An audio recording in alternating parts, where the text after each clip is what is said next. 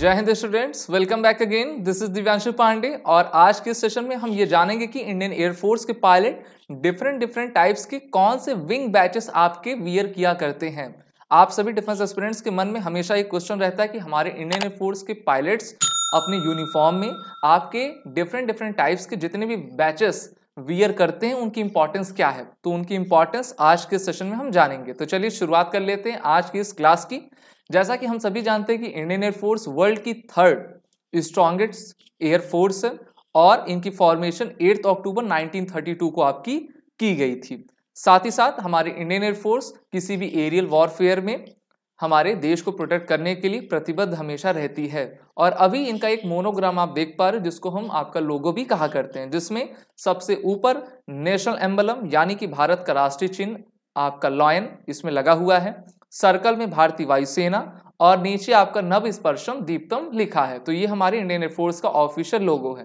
अब हम आते हैं सबसे पहले स्टैंडर्ड विंग्स पे आते हैं। स्टैंडर्ड विंग्स को हमारे जो इंडियन एयरफोर्स के पायलट्स होते हैं वो समर और विंटर उनकी जो जैकेट्स या फिर हम कह लें कोट्स रहते हैं उस पर पहना करते हैं और इसकी जो साइज रहती है वो आपकी 4 इंच की रहा करती है, जिसमें अशोक एम्बलम लगा होता है जिसको अभी आप यहाँ पर देख पा रहे हो।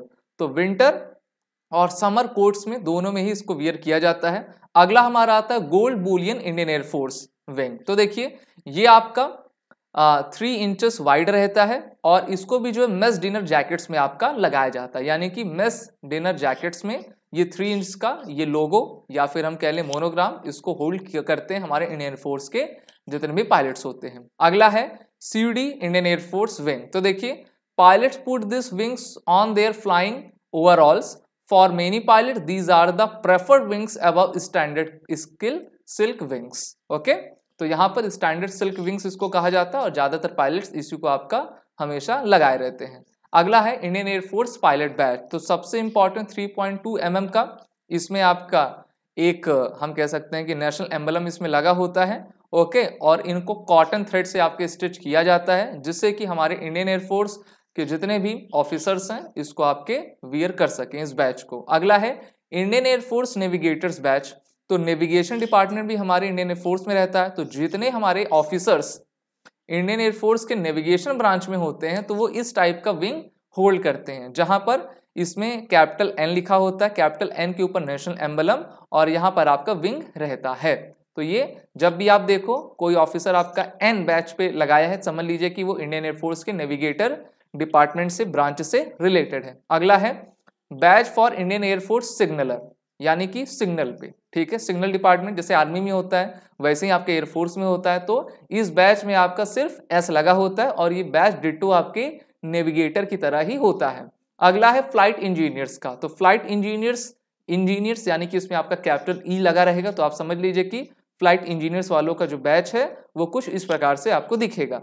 अगला है फ्लाइट गनर्स। तो उसमें आपका सिंपली जी लिखा रहेगा। इसमें आपने समझ रहे एन जी ई और एस, नेविगेशन, फिर गनर, इंजीनियर और आपका सिग्नल, ठीक है। फिर हम आते हैं जंपिंग बैच पे। तो देखिए जितने भी हमारे इंस्ट्रक्टर होते हैं मेनली और जितने भी हमारे हम कह सकते हैं इंडियन एयरफोर्स में आपके जंपिंग बैच यानी कि पैराशूट से रिलेटेड होते हैं रेजिमेंट से, वो इस आपके बैच को वियर करते हैं। और इस बैच में आप छोटे में देख पा रहे हो यहाँ पर आपका छोटा सा टाइनी पैराशूट लगा हुआ है। तो आप आसानी समझ पाओगे कि इंडियन एयरफोर्स के जो इंस्ट्रक्टर्स हैं, ओके, जो पैराशूट जंपिंग से रिलेटेड हैं वो इस बैच को आपका होल्ड करते हैं। अगला है FC air crew Indian air force batch. तो इसमें आपका स्मॉल में हम कह सकते हैं कि छोटे में FC आपका लिखा रहेगा जो कि एडमिनिस्ट्रेशन और FC ब्रांच से आपका रिलेटेड रहता है। जितने भी ऑफिसर्स रहेंगे इसको आपका वियर करे रहेंगे। अगला है हमारा air crew Indian air force electronic system operator batch.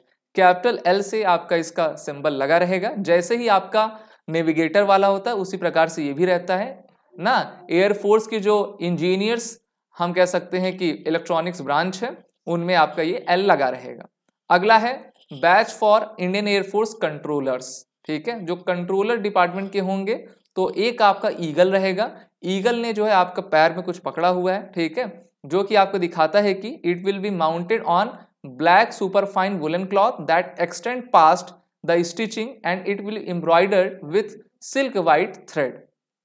Next Indian air force SAGW इंसिजीनिया। तो देखिए जो हमारे मेटामॉर्फिकल मिसाइल्स होती हैं उसको ये जो हमारा ईगल है उसने अपने पैर पर उसको होल्ड किया हुआ है। तो ये दिखाता है कि आपका डिपिक्शन फ्लाइंग ईगल का जिसने मेटामॉर्फिकल मिसाइल आपकी अपने क्लॉज में फंसाई हुई है। तो यहां से हमने जितने भी इंपॉर्टेंट इंडियन एयरफोर्स के बैचेस थे उनको कवर कर लिया है। आप सभी डिफेंस एस्पिरेंट अपने SSB interview as well as written courses की प्रिपरेशन करने के लिए SSB क्रैक एग्जाम के कोर्सेज में इनरोल होकर अपनी तैयारी बेहतर कर सकते हैं, जहां पर आपको सभी कोर्सेज के फुल फ्लेज बंडल्स और टेस्ट सीरीज मिला करते हैं। वॉरियर 10 कोड का यूज करें जिससे कि आपको 10% का फ्लैट डिस्काउंट मिलता जाएगा। जय Hind and best of luck. अगर आप एक डिफेंस एस्पिरेंट हैं और SSB interview, NDA, CDS, FCAT जैसे एग्जाम्स के लिए प्रिपेयर कर रहे हैं तो आप SSB क्रैक एग्जाम्स के कोर्स को चेक करना ना भूलें। आप हमारी लर्निंग एप्लीकेशन को गूगल प्ले स्टोर से भी डाउनलोड कर सकते हैं।